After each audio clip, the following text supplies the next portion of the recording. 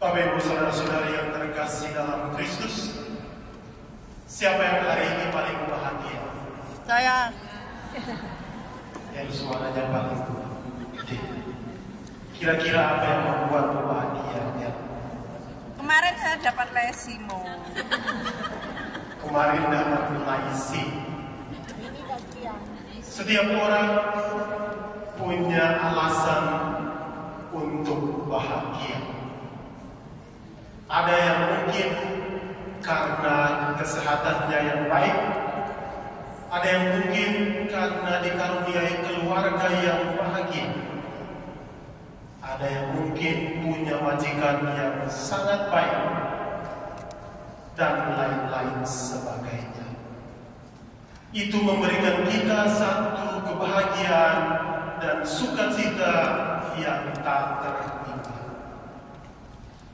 Saya ada dua cerita tentang sukacita. Yang pertama, pada bulan Agustus ketika berlibur dan mengikuti upacara tabisan Uskup Agung Ende. Lalu dalam tabisan, sebelum tabisan, saya bertemu dengan begitu banyak umat. Lalu mereka mengatakan, "Pater, akhirnya doa kami terkabulkan."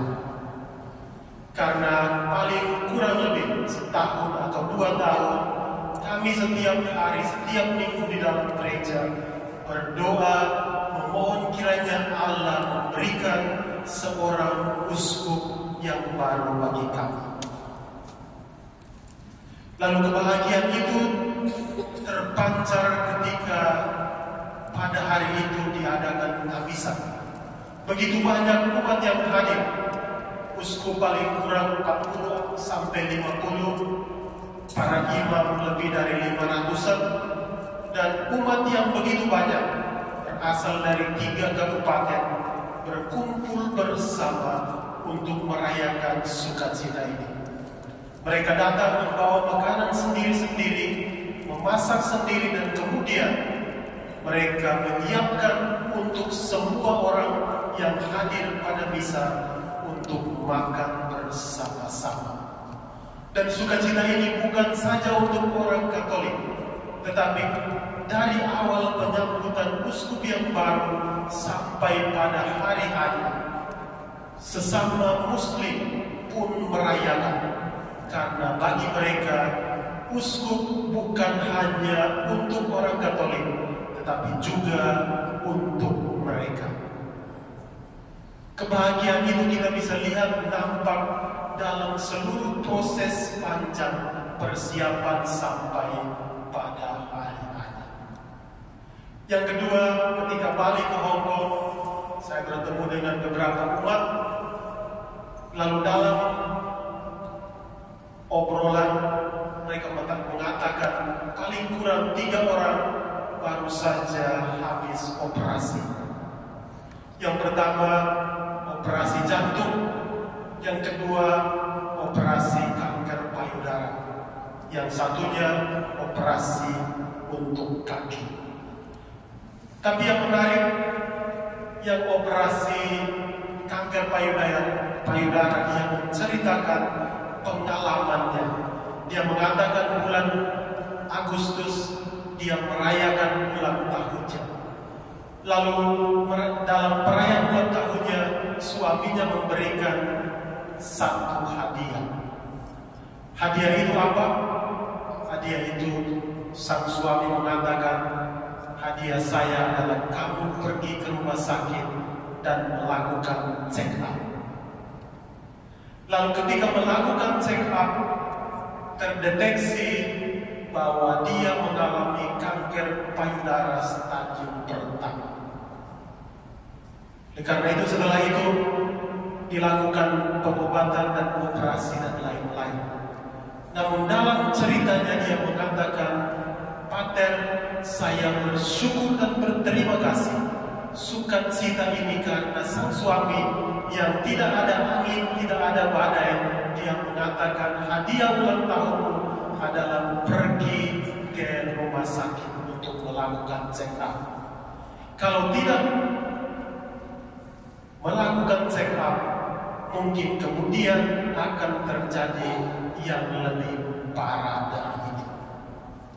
Saudara-saudara yang terkasih dalam Kristus, dua cerita di atas mau menggambarkan bagaimana sukacita itu kita alami dari berbagai macam permasalahan yang kita hadapi.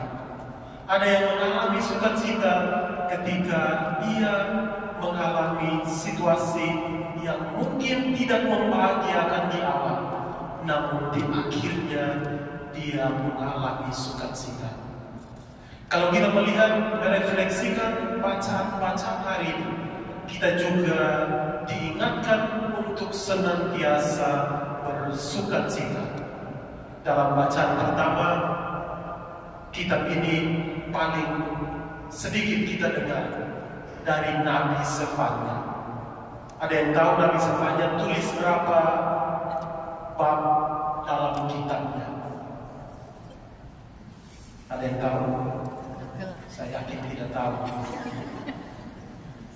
Nabi Sefanya menulis kitab mungkin salah satu yang paling pendek dalam Perjanjian Lama. Dia hanya menulis tentang 3 bab. Dan dalam 3 bab itu, bab pertama dan bab kedua, Nabi Sefanya mengkritik rakyat pada saat itu karena mereka tidak mendengarkan Tuhan, maka mereka seperti diadili, dibuang ke tempat pembuangan Babilonia, dan di sana mereka menjadi budak. Dalam perbudakan itu mereka mengalami situasi tapal batas, situasi yang sangat dipenuhi dengan penderitaan. Oleh karena itu, dalam penderitaan itu, dalam bab 3 hari ini yang kita dengarkan, Nabi Sefanya mengingatkan bahwa hukuman itu telah berakhir dan Allah akan senantiasa ada di tengah-tengah mereka, akan membawa mereka kembali ke tempat semula, tempat mereka sendiri. Dalam bacaan kedua hari ini, Santo Paulus juga dengan nada yang hampir sama, dengan sukacita yang amat sangat mendalam, dia menulis surat ini kepada jemaat di Filipi. Kenapa Santo Paulus sangat bersukacita, padahal surat ini ditulis ketika ia di dalam penjara? Dia menulis surat ini karena ia di dalam penjara, namun ia dipenuhi dengan sukacita karena ia sendiri telah mengalami sukacita dari Allah sendiri. Oleh karena itu, Santo Paulus kepada jemaat di Filipi menulis demikian: saudara-saudara, bersukacitalah senantiasa dalam Tuhan. Bersukacitalah, bukan bersukacita apa, tapi di dalam nama Tuhan Yesus. Oleh karena itu, dia mengajak kita semua untuk senantiasa bersukacita di dalam Tuhan yang kita imani, di dalam Tuhan yang kita nantikan kedatangannya pada Natal nanti. Oleh karena itu, Santo Paulus juga mengatakan bahwa janganlah kamu khawatir tentang apapun juga, tetapi dalam segala hal nyatakanlah keinginanmu kepada Allah dalam doa dan permohonan dengan ucapan syukur. Doa, permohonan, dan ucapan syukur inilah menjadi dasar bagi kita orang Kristiani untuk hidup bahagia di dalam Tuhan. Bacaan Injil hari ini melanjutkan bacaan Injil pada minggu lalu, ketika orang datang untuk menerima baptisan dari Sang Yohanes Pembaptis. Mereka mengatakan, apakah yang harus kami lakukan? 3 kelompok orang datang dengan satu pertanyaan yang sama: apa yang akan kami lakukan? Pertanyaan yang sama juga harus menjadi refleksi pribadi kita masing-masing dalam mempersiapkan kedatangan Tuhan apa yang mesti kita lakukan. Minggu kemarin kita sudah melakukan pengakuan dosa sebagai pembersihan diri menyambut kedatangan Tuhan. Kita juga mengikuti rekoleksi sebagai persiapan untuk kedatangan Tuhan. Namun yang menjadi paling penting adalah bagaimana relasi kita dengan Tuhan dan juga relasi kita dengan sesama. Bacaan Injil hari ini menjawab umat yang bertanya, apakah yang kami mesti perbuat? Yohanes menjawab, siapa saja yang mempunyai 2 helai baju, hendaklah ia membaginya dengan yang tidak punya. Dan siapa saja yang mempunyai makanan, hendaklah ia berbuat demikian juga. Kalimat yang sangat sederhana, tetapi juga mengetuk hati kita masing-masing. Apa yang mesti kita perbuat? Kita mesti belajar untuk berbagi dengan sesama yang menderita.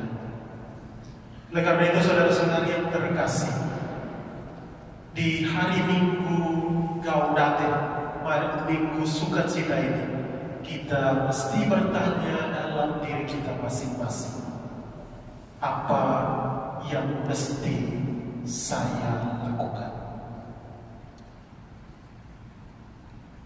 Kiranya Allah yang Maha Kasih senantiasa memberkati kita, sehingga dalam perjalanan persiapan menyambut kedatangan Tuhan, kita senantiasa bersukacita karena Allah kita adalah Allah yang penuh kasih. Kasih Allah tidak pernah berubah, sekalipun cinta kita kepadanya seringkali berubah-ubah. Cinta kita kepada Tuhan, mungkin hari ini kita mengatakan bahwa saya sangat mencintai Tuhan, tapi mungkin besok kita akan melupakan Tuhan. Itu juga dialami oleh bangsa Israel sendiri. Ketika mereka mengalami kesulitan dalam hidup, mereka akan mengingat kasih dan kebaikan Tuhan. Tetapi ketika mereka dalam kesenangan, mereka lupa akan segala-galanya. Namun kasih Allah tidak pernah berubah sedikit, karena kasih-Nya tidak pernah berkesudahan. Sukacita kita berasal dari kasih Allah. Oleh karena itu, kita mesti meningkatkan dan mengamalkan kasih Allah itu dalam keseharian hidup kita. Amin.